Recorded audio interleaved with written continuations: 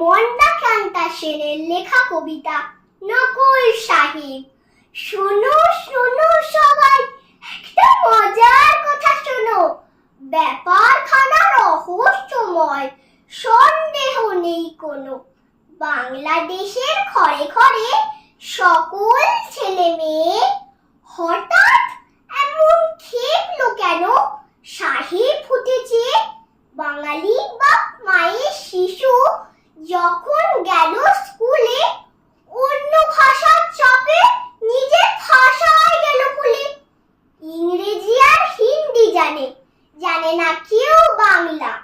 শিক্ষিত কি বলে এদের? এদের বলে হ্যাংলা। অন্য লোকের নকল করে, নকল করে ধন্য। আমাদের তো লজ্জা পাওয়া উচিত ওদের জন্য। এই ভাষাতেই রবি ঠাকুর লেখেন গীতাঞ্জলি। নোবেল পাওয়া সেই ভাষাতে আমরা কথা বলি। এমন বিরাট মর্যাদা আর কথা ভাষায় আছে, আমরা কেন বেঁকিয়ে যাব অন্য ভাষার কাছে? তাই তো বলি আপত্তি নেই